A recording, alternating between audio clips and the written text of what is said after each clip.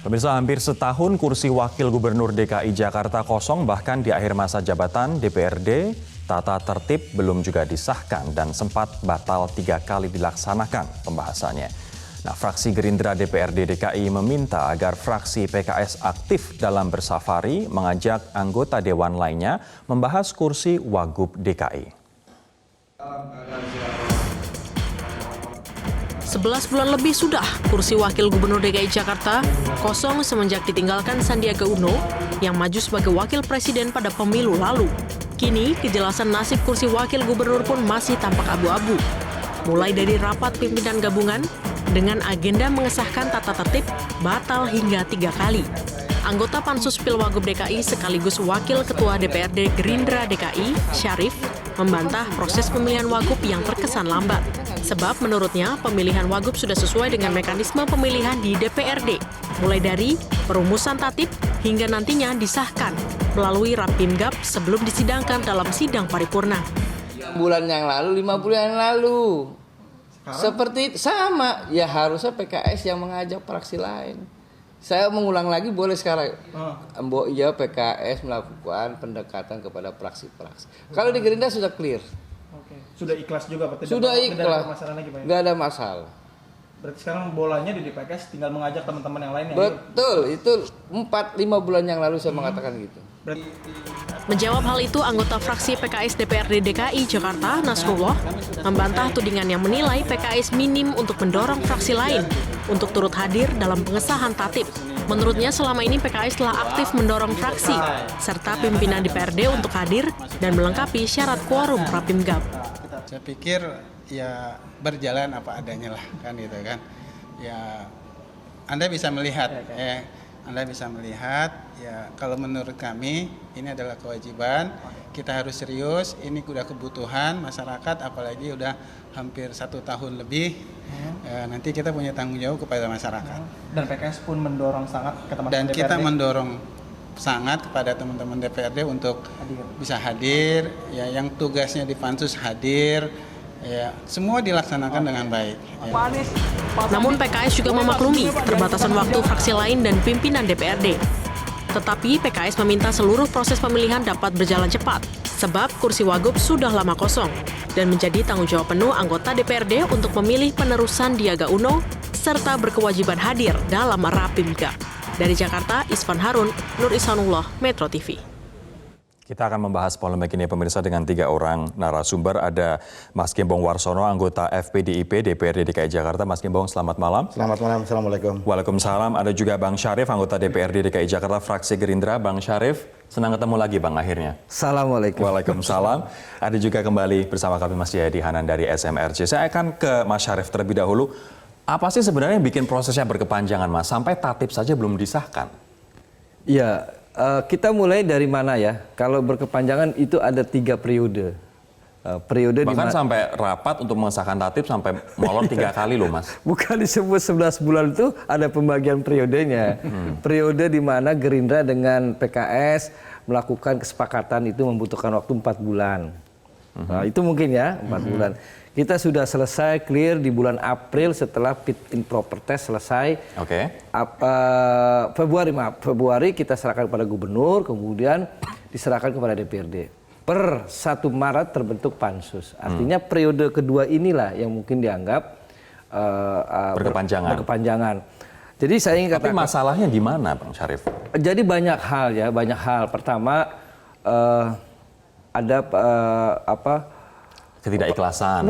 Bukan. Kan Gerindra sudah selesai 4 bulan periode pertama ya. Periode Oktober, November, Desember. Jangan-jangan karena kita takutnya begini, jangan-jangan ini adalah kesepakatan di awal, oke, kursi Wagub untuk PKS. Tapi ternyata Pak Prabowo kalah kemarin di Pilpres, akhirnya Gerindra berat nih merasa melepas kursi Wagub untuk PKS. Enggak, jauh dari itu. Kalau Bung Rory tahu soal Pak Prabowo, udahlah. Jaminan mutu lah soal komitmen. Saya meyakini jaminan mutu. Tidak pernah. Justru Pak Prabowo banyak dibohongin orang. Artinya tidak ada hubungan dengan Pilpres kemarin? Ya. Tidak ada hubungan dengan Pilpres kemarin? Nggak ada hubungan. Sekarang bola itu ada di DPRD. Maka pembahasan kita soal polemik ini, periode di DPRD. Bola itu ada di tangan DPRD. Bang Syarif, sebelum saya beralih ke narasumber yang lain, tapi sikap dari fraksi Gerindra sendiri terhadap 2 calon wakil gubernur yang berasal dari PKS dan sudah diajukan, begitu, seperti apa? Ya bagus-bagus saja. Setuju dengan 2 orang ini? Setuju. Tidak berat hati untuk enggak. Kalau berat mereka hati kan menjadi wagub. harus ada alat ukurnya hatinya kayak apa. Tapi secara formal sudah diserahkan kepada PKS dan PKS juga sudah komitmen untuk sama-sama mengkawal pada saat penyerahan 2 nama itu ya. Cuma masalahnya bahwa pada saat kita menggodok di DPRD itu kan harus ada mekanismenya. Harus ada mekanisme. Nah, mekanismenya ini yang nggak beres-beres ya, Mas? Mekanisme itu disusun bersama, menjadi kesepakatan bersama, jangan sampai nabrak aturan. Saya kasih contoh, Bung Hori. Ada daerah di Papua itu sampai sekarang belum ada karena persoalan mekanisme. Calonnya sudah ada di Papua. Walaupun mekanismenya, tatipnya sudah selesai, hanya tinggal belum disahkan, begitu ya, kan? Ada dua ayat yang krusial itu yang harus dibawa ke Rapimgab untuk dibuat kesepakatan. Nanti kita akan dalami soal 2 ayat itu, Bang Syarif. Tapi saya ingin ke Mas Gembong sekarang. Betulkah permasalahannya adalah 2 ayat di tatip itu, atau sebenarnya political will dari fraksi-fraksi di DPRD terkait dengan bahwa ini akan menjadi jatah PKS? Saya tidak akan masuk ranahnya 2 partai pengusung, karena haknya 2 partai pengusung. Kami di luar 2 partai pengusung tentunya menyokong bagaimana yang terbaik untuk proses pembangunan DKI Jakarta ini. Itu yang pertama. Yang kedua, apakah molornya kaitan dengan 2 pasal yang sekarang menjadi perdebatan? Belum sampai tahapan itu. Wong rapat pimpinan gabungan belum dimulai. Artinya kita belum pada pokok substansi itu. Sekarang bagaimana kita bersama dengan fraksi yang lain untuk segera bisa mendorong. Artinya apa yang disampaikan Mas Syarif tadi kejauhan karena Rapimgab saja belum, Mas Gembong? Tahapannya kan sebelum penetapan tata tertib itu, hasil kerja pansus itu diparipurnakan untuk pengesahan, maka tahapan sebelum sampai ke sana ada rapat pimpinan gabungan terlebih dahulu. Siapa kunci selama ini yang bikin anggota-anggota DPRD nggak datang ketika rencana Rapimgab? Ada miskomunikasi yang dilakukan oleh Sekwan ketika itu. Miskomunikasinya adalah soal undangan. Lah kemarin tapi kan kalau minggu yang lalu seharusnya sudah bisa langsung diperbaiki. Minggu yang lalu sudah dideklarkan oleh pimpinan Dewan dengan Sekwan. Maka mudah-mudahan minggu depan tanggal 29 minggu ini lah, bukan minggu depan. Minggu ini bisa kita selesaikan untuk bisa lakukan Rapimgab. Kalau itu sudah bisa lakukan Rapimgab, insya Allah tidak terlalu lama bisa kita wujudkan pengesahan tata tertib, aturan main untuk pelaksanaan pembelian wakuf itu. Mas Syarif, kejauhan soal ngebahas 2 ayat itu, orang Rapimgab aja belum digelar. Justru itulah di dalam hasil rekomendasi Kementerian Dalam Negeri itu justru sekarang ada reaksi baru. Misalnya dikatakan hasil rekomendasi Kemendagri itu terlalu jauh intervensi terhadap hak-hak DPRD. Saya juga wawancara dengan dirjen, salah satu dirjen Kemendagri. Mereka itu hanya menjalankan tugas, diminta rekomendasi, memberikan rekomendasi, bukan tujuannya mengintervensi. Betul. Saya justru itu dinamikanya. Saya ingin mengatakan dinamikanya saja sudah seperti itu, bahwa ada guide yang menurut perasaan ya, kebiasaan DPRD itu, loh kok begini gitu loh. Seolah-olah dipaksa gitu, padahal itu adalah hak. Jadi beda loh. Tadi ada statement dari pengantar redaksi tadi, kewajiban. Ini pemilihan, ini hak. Jadi bukan kewajiban. Karena itulah perlu dibuat mekanisme kesepakatan yang hak untuk DPRD, tapi kewajiban juga ketika kita melihat dari perspektif rakyat. Rakyat butuh gubernur dan wakil gubernur agar pemerintahan berjalan dengan lancar dong, Mas. Setuju kalau itu, setuju. Ya kan? Saya ingin ke Mas Jayadi sekarang. Mas, artinya sebenarnya kuncian pertentangan ini, molornya itu ada di mana? Ini kuncinya proses politik. Antara 2 partai pengusung ini? Semua. Ya, kunci tadi Bang Syarif itu, kata kuncinya dari Bang Syarif itu. Seharusnya PKS melakukan lobby-lobby politik. Dengan kata lain, ini kan proses politik. Ya, surat segala macam soal miskomunikasi itu kan semua soal lobby seperti apa yang diharapkan oleh? Harus ada negosiasi, DPRD. Harus ada take and give di antara semua partai-partai ini. Jadi itu menurut saya yang nggak selesai. Yang tidak selesai di antara mereka, sehingga memunculkan political will bersama untuk sama-sama. Mungkin misalnya PKS dianggap kurang aktif, atau bisa juga memang seperti Anda bilang, tuduhan Anda itu, bahwa memang partai-partai lain enggan gitu. Ya sudahlah, biarin aja. PKS sebagai wagub DKI. Karena kalau kita kaitkan dengan peristiwa nasional, Kan PKS ini lagi sendirian sekarang. Oke, ya kan? baik. Ya, Ini menarik ini menarik untuk kita bahas lebih lanjut, teman-teman. Tapi kita harus jeda terlebih dahulu. Betulkah sebenarnya fraksi-fraksi di DPRD enggan punya PKS sebagai wakil gubernur DKI Jakarta? Kami akan kembali sesaat lagi.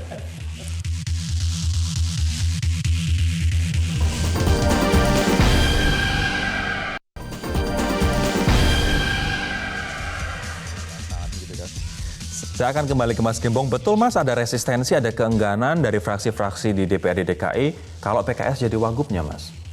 Ora lah, enggak lah. Enggak lah. Enggak? Enggak. Artinya kalau misalnya PKS pun jadi wakil gubernur sebenarnya nggak masalah. Enggak ada dengan soal, PDIP. sepanjang sekali lagi itu sudah menjadi kesepakatan dua partai pengusung. Kami ini kan di luar partai pengusung sifatnya hanya menyokong. Ketika dua partai pengusung sudah sepakat, ya kita hanya mengamini apa kesepakatan mereka. Tapi kuncinya kan mereka. Gitu. Kuncinya adalah dua partai pengusung itu. Menurut Anda kenapa dua partai pengusung ini nggak sejalan? Ya mungkin tanyakan Mas Arief. Yang pasti yang kita lihat sampai dengan hari ini belum menampakkan keselarasan pemahaman dua partai pengusung itu.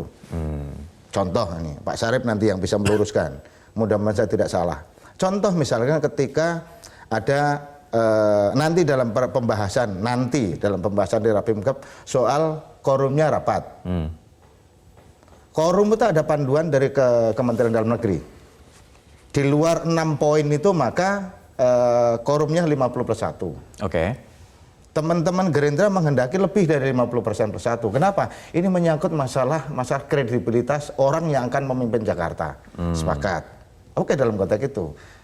Pertanyaan apakah boleh lebih dari 50% plus 1? Ya terang boleh kok. Ketentuannya kan sekurangnya 50 plus. Minimal itu. Ya, minimal. Kalau lebih kan boleh. Nah ini kan perlu kesepahaman. Okay. Sementara di sisi partai PKS, mereka sudah anti dulu terhadap itu. Mereka pengennya 50+1 stick pada ya, itu. Sebenarnya kan bisa kita kompromikan. Gitu ini loh. Yang dimaksud lobby-lobby politik tadi, Mas Arief, yang Anda sampaikan gitu di berita pembuka tadi. Itu. Ya, jadi kan tadi saya katakan bahwa ini bicara mekanisme. Jadi kita belum bicara calon kan ya. Kalau calon nanti yang mengurus panlihnya. Setelah tatip selesai panli. Ini mekanisme disepakati. Jadi pada saat kita mekanisme yang mana yang mesti disepakati? Salah satunya itu. Selain quorum, apalagi Mas? Quorum, kemudian juga beberapa permintaan dari tatip yang mengatakan perlu dilakukan namanya wawancara. Teman-teman PKS nggak menghendaki, orang sudah diajukan tinggal pilih kan gitu. Enggak, itu kan kita menangkap suara publik juga. Harus di dalam, meskipun sudah dilakukan fit proper internal kami. Itu salah satu poin-poin yang harus disepakati mekanismenya. Artinya yang menjadi kuncian adalah mekanismenya. Mas Jayadi setuju nggak yang menjadi kuncian adalah mekanismenya? Sementara tadi Bang Sarif mengatakan sebaiknya PKS melakukan lobby-lobby. Ya apapun itulah, bisa mekanisme, bisa aturan-aturan yang lain, bisa calonnya segala macam. Tapi semua itu terkait dengan proses politik yang dijalani. Kalau tidak sepakat mereka kalau proses politik yang tidak dijalankan. Untuk sepakat soal mekanisme itu kan harus ketemu tuh, ketemu baik Gerindra PKS maupun dengan partai-partai yang lain harus ketemu. Nah, saya kira proses itu yang tidak berjalan. Anda lebih melihat yang tidak berjalan itu mekanismenya atau sebenarnya kepentingan politiknya yang menjadi tembok penghalang? Dua-duanya ya, dan itu seharusnya bisa diselesaikan dengan mekanisme dengan lobby-lobby politik yang lebih progresif, yang lebih saling mendekati lah. Misalnya PKS mencoba maju seperti kata Bang Sarip melakukan lobby-lobby politik, partai-partai yang lain juga seperti kata janji Mas Gembong menyokong itu. Nah, nanti kan akan ketemu di tengah. Saya tidak melihat itu saat ini. Masing-masing bertahan di posisi masing-masing. Tentu kemudian ada kepentingannya masing-masing. Gitu. Ini yang ngomong soal kepentingan ini juga menarik untuk kita bahas. Di saat tadi Bang Syarif mengatakan Gerindra sudah ikhlas bahwa wakil gubernur adalah untuk PKS begitu. Kemudian muncul nama Rahayu Saraswati dalam bursa wakil gubernur. Apakah memang sebenarnya Gerindra mengusung dan juga mendukung Rahayu Saraswati sebagai wakil gubernur atau sudah legowo dan sudah 100% ikhlas dengan PKS menduduki kursi tersebut? Kita akan membahasnya pemirsa sesaat lagi.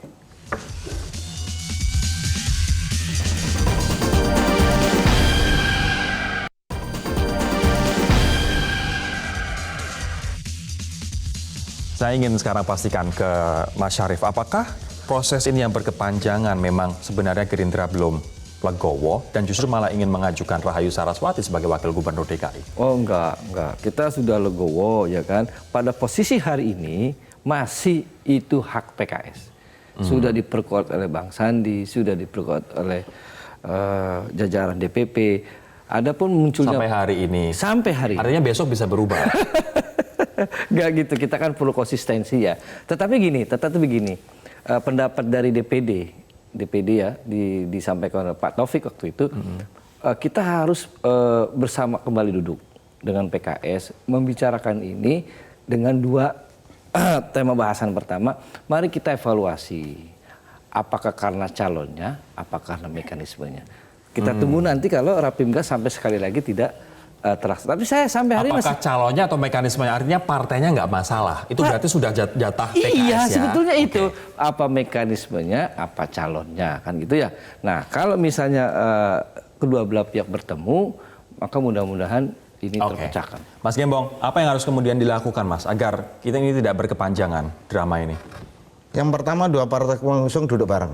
Oke. Duduk bareng untuk merumuskan ini bersama-sama. Sehingga ketika di Rapimkab, dua partai pengusung satu bahasa.